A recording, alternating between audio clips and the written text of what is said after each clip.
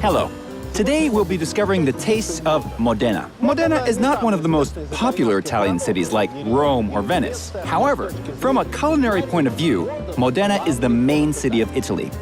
Yeah, it's a confirmed fact. Modena gave rise to more food trademarks that are internationally renowned today than any other place in Italy. Today we'll visit the kingdom of Parmigiano Reggiano. We will find out why local vinegar is more expensive than any cognac. And we'll discover that the habit of peeping through a keyhole may lead to culinary discoveries. Finally, we'll taste the famous Modena Tortellini. Bravissimo. Bravissimo.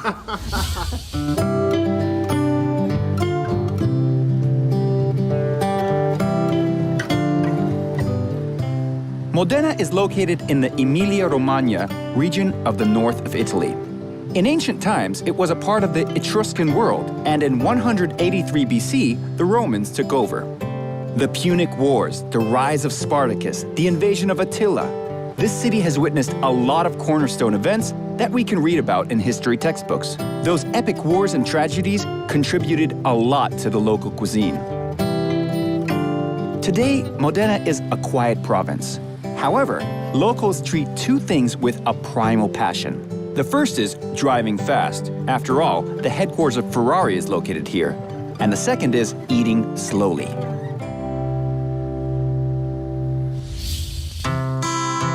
Let's start with the food that is famous all around the world. This is Parmigiano. We will definitely need it for tortellini and other things since people from Modena add Parmigiano to nearly every dish.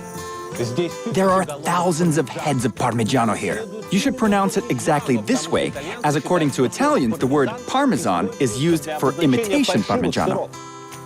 The authentic Parmigiano is produced only here, in the provinces of Parma, Reggio Emilia, and Modena.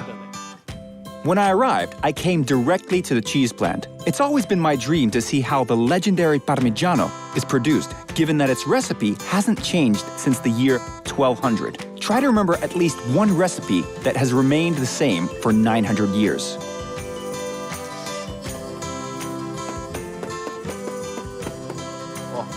Oh, good day. I'm Giuliano. I'm Gino.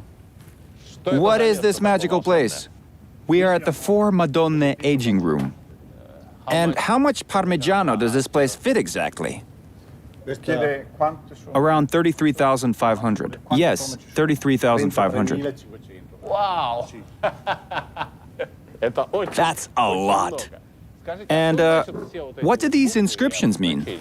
The name of the product covers the entire wheel, so that when it is cut, each part has a quality guarantee imprinted, certifying its authentic Parmigiano Reggiano. There seems to be something else here. Is it the year? What's this?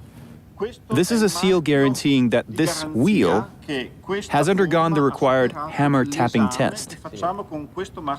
Ah, I see. A seal is absolutely necessary, yeah. Do you want to see how we listen to the Parmigiano?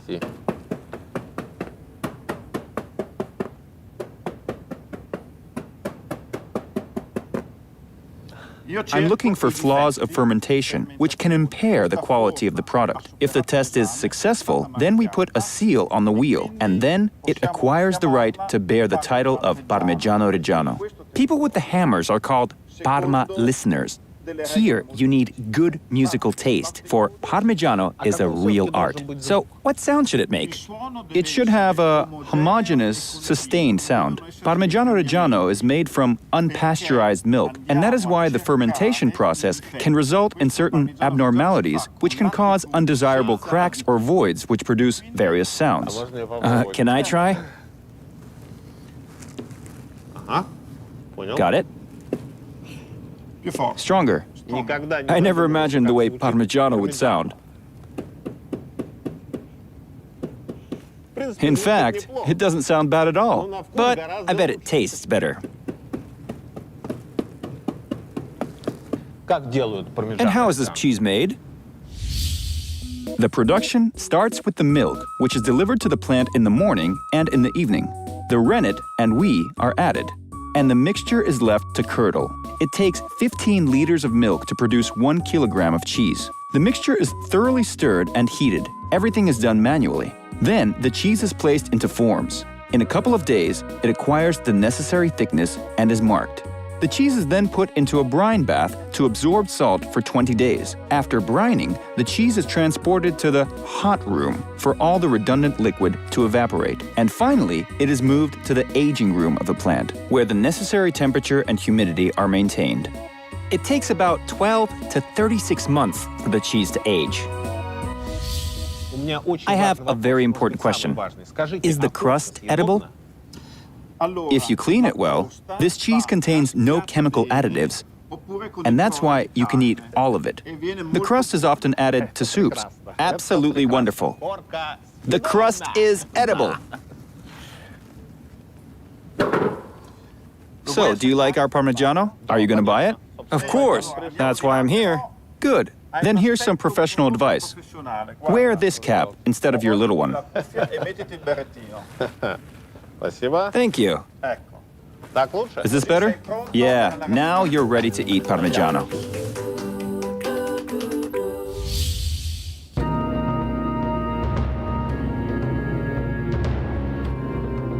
The second culinary masterpiece which Modena claims exclusive rights to is the traditional balsamic vinegar. It has little in common with regular vinegar. Balsamic vinegar is made from freshly reduced cooked must, which is aged for many years in a barrel. The recipe can be traced back to ancient times. The quality is being monitored by a special consortium, or consorteria.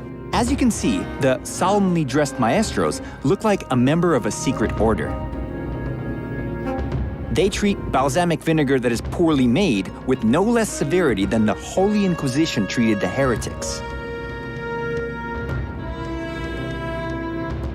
Just think of it. At the aceto balsamico tasting, which reminds one of a religious ceremony, they apply 12 parameters to rate balsamic vinegar as traditional. Taste, color, richness, aroma, thickness, etc. I decided to find out what is so special about the traditional balsamic vinegar. Why is it so expensive, and why people from Modena add it to all their dishes. There are many producers of the traditional aceto balsamico in Modena. Renzi produces its own type. The Inquisition Fathers, their own. How do they do it, you ask? To find out all the details of this delicate and time-consuming process, I'm going to a small plant owned by the Biancardi family. They say somewhere here there's a balsamic vinegar factory. A factory? This place is a fairy tale mansion. The family of Biancardi is not a regular family. You could make a TV show about them, for example, House of Aceto Balsamico, and you wouldn't need a script either. They're incredibly nice, lively people. The head of the family, Claudio, is the factory's secret keeper. Irene, his wife, manages the house and does accounting. Aurora and Emilio, the children, are responsible for public relations and marketing. And everyone is involved in production, from picking grapes to packaging. It's hard, predominantly manual work. Signor Claudio showed me some secrets of vinegar making. The workshop is located in the villa's attic, and it's not heated because the seasonal change of temperature is an important part of production. What an aroma! Incredibly rich. I think if you add a little pasta here, it would make a proper lunch. Signor Claudio, tell me, what process does balsamico go through before it's ready to be consumed? Here, aceto balsamico of Modena is being born, and here it matures. It goes on a journey starting from a big barrel where the freshly reduced cooked must is stored. This barrel is called madre because it means mother, and ending in the smallest one. Vinegar from different barrels is mixed in certain proportions. When the cycle is finished, it takes at least 12 years. A small portion of balsamic vinegar can be drawn from the last barrel, ready for sale. So, the production technology is quite complex. It's even more complex than the production and mixing of cognac. 12 years before getting the final product. It has happened that they left it to age for a century. It's no surprise the production is run by dynasties. It has to be a life mission. Otherwise, it won't work. Signor Claudio, which barrel is the oldest? Let's go. I'll show you a really ancient one, dating back to the previous civilization.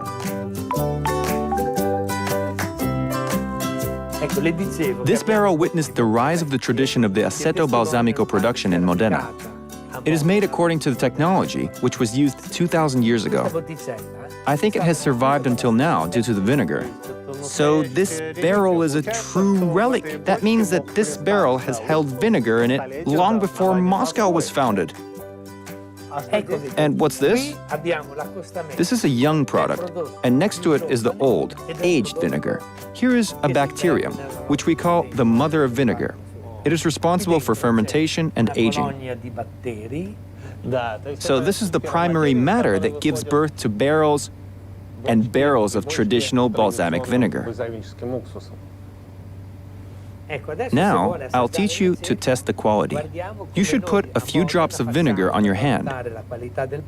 It will soak up the warmth of your skin and open up. Then we smell and taste it. The aroma is nice, and the taste even better. Buenissimo. The Biancardi family are totally crazy about their vinegar. This has been a business, a hobby, and a way of life for many generations of this family. I got the impression that vinegar is all they ever talk about, especially at the table. You need 3 ingredients to make Modena balsamic vinegar. It's passion, must, and time. Sounds romantic. Vinegar can be used with any dish. Try it with eggs, salad, meat, fish, fruit, ice cream. An unusual combination. Yes, with strawberry ice cream. I'd sure like to try this ice cream with balsamic vinegar. An unusual combination. Let's try it. Ice cream with balsamic vinegar? I'm not sure it'll taste good. We will taste it now. So, a little pear. Ice cream. Ice cream. Okay. Everything is cut into pieces and sprinkled with raisins and biscuit crumbs. A little strange if you ask me. It's like eating ice cream with mustard. Buon appetito. Il gelato. Buon gelato. Buon gelato. Buon gelato. And how is it? Buono. Buonissimo. Okay.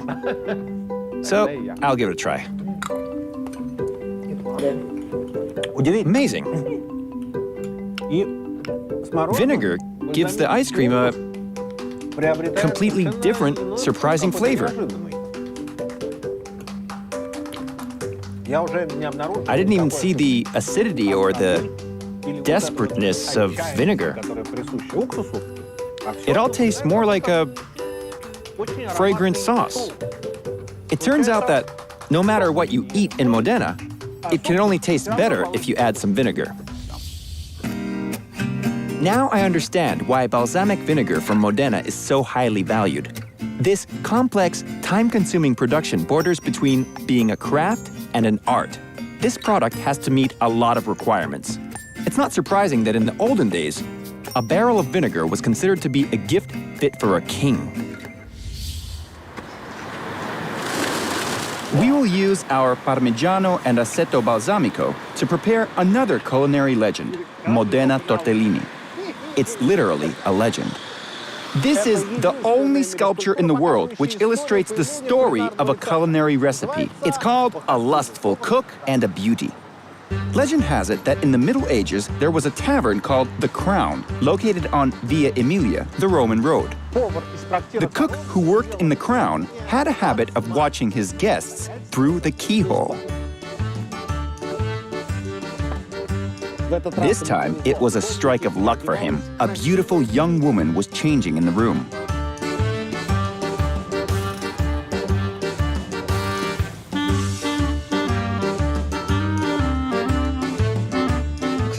Unfortunately, he couldn't see anything other than the navel of the young lady. Yet, this part of the body inspired him so much that he went back to his kitchen and created a new dish, tiny navel-shaped tortellini. A great legend, isn't it? So that's one of the versions of the origin of the Modena tortellini, which we are about to cook right now. Anna Maria Barbieri and her son Sandro, the owners of the Round Table restaurant, are going to help us with it.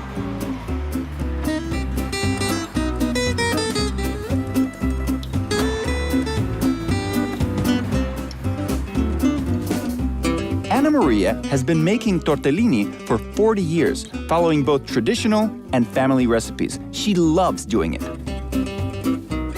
Just take a look. When she hears the word tortellini, her eyes begin to sparkle and her whole face lights up. So, Anna Maria and I are going to cook Modena tortellini for you. Right? Iniziamo. Yes, you can say that tortellini is the icon of the Modena culture and history. A very beautiful word. The key ingredient is Parmigiano Reggiano. That very Parmigiano that we got at the Four Madonne cheese plant. Delicious. I just had to try it. And this is minced meat. What is it made of? Carne di It's made of veal, pork, and salsiccia. salsiccia. My goodness. Grated Parmigiano Reggiano, prosciutto, mortadella, nutmeg, eggs. This is what we need to create this miracle. Uova. Gosh, this minced meat brought together all the most delicious foods of Italy. I think we can eat it just like that. Tortellini aside. Yep. Questa è la nostra Modena style dough. We only need flour, water, and eggs. Il brodo di capone. Here's traditional broth made of capon. Try some. Questo è brodo. Buonissimo. And then we add Parmigiano crust to the broth. The word capon feels as if it comes directly from a novel about the life of aristocracy, but it's actually a rooster fed in a certain way. Profumo Smell our beautiful tortellini. buono. Wonderful. Buono. Ancora I've been cooking this dish for 40 years, but I can't stop admiring the fragrance. And now we start making the tortellini. They're so small. Go ahead, try. Siamo qua. Try making one yourself. This way? Look, a little bit of minced meat, place inside, fold like this, and then fold again. Bravissimo. Well done. Bravissimo. Bravissima. Andiamo a cuocere i Now we're tortellini. going to cook the tortellini. Here. Stop eating the cheese. We need it. Il formaggio dopo Okay, adesso qua- I got it. Basta così. It takes 1 minute, 2 at most to cook it. The water boils, and that's it. Alziamo il fuoco. Down. Take 2 cups of flour, 1 egg, and water. Knead the dough. Let it stand for 20 minutes. Then make a broth with chicken, celery, onions, and carrots. In the meantime, we shall think of which ingredients we can use to replace those that are hard for us to find. Here, you can be creative. There are dozens of types of various fillings, so you can improvise. Anna Maria used boiled pork, beef and ham, Parmigiano, sausage, nutmeg, and eggs. The goal is to have 200 grams of minced meat. Now, we cut the dough into small rectangles, place the minced meat inside, and fold it in a navel shape. Cook it in the broth and serve it with the broth, having sprinkled it with Parmigiano. A drop of balsamic vinegar won't do any harm.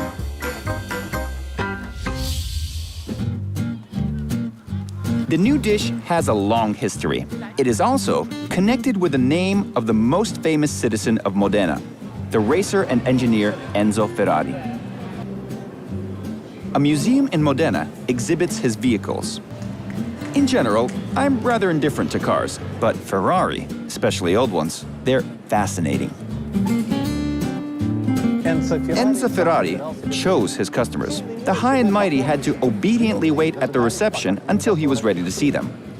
Sometimes, along with the car, he'd give the buyer a big piece of zampone. When the journalists asked why he was doing that, he said that it was a typical souvenir from Modena.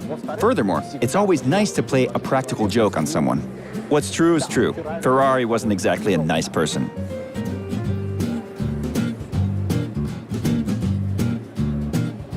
Zampone. We can't buy a Ferrari. However, we simply have to taste Zampone.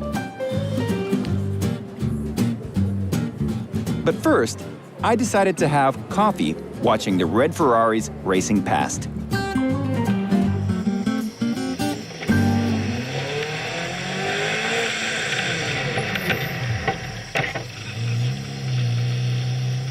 What I mean to say was, I decided to have coffee in a race car traveling at 250 kilometers per hour. Not even Jeremy Clarkson has done that.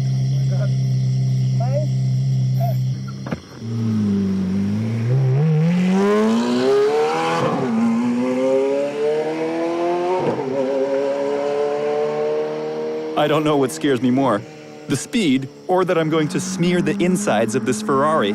Ferrari, yes! Speaking of the Modena motto, drive fast, eat slowly, I certainly prefer the latter.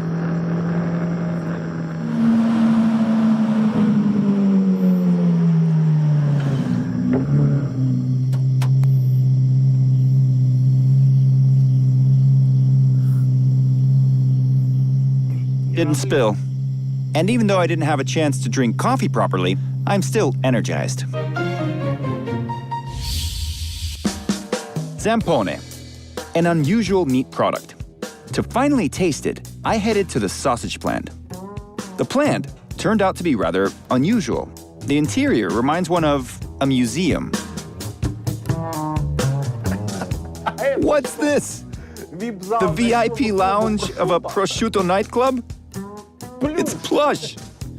Plush! But these gammons are perfectly real. They'll hang here a couple months and then they'll be sold.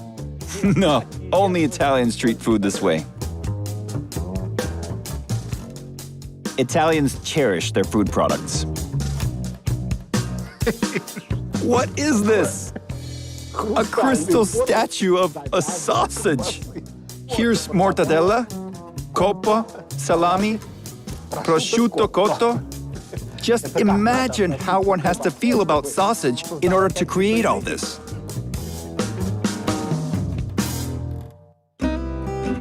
Lorenzo Spada will introduce us to Zampone. I can't really call this signor a sausage maker. Sausage professor seems more suitable.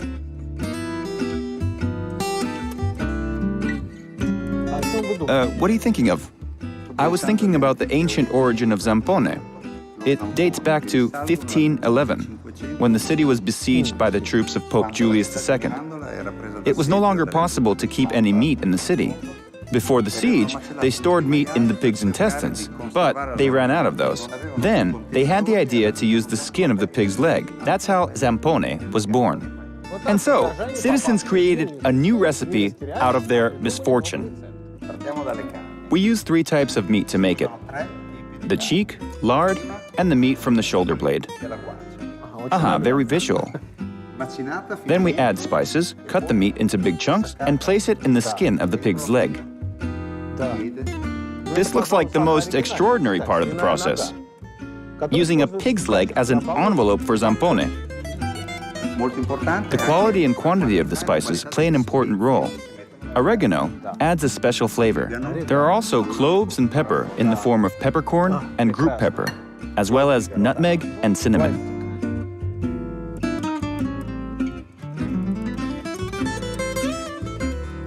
Can I try it? Why not? Buon appetito.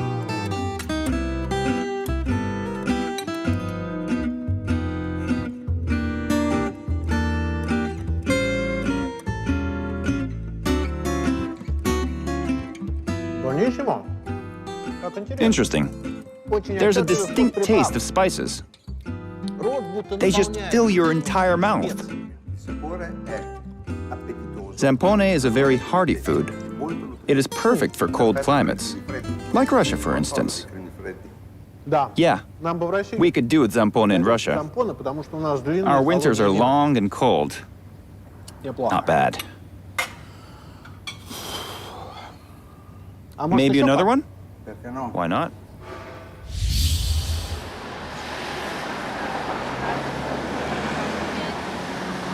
I think it's now clear how Modena, the region of Emilia-Romagna, managed to give birth to such a great number of remarkable foods.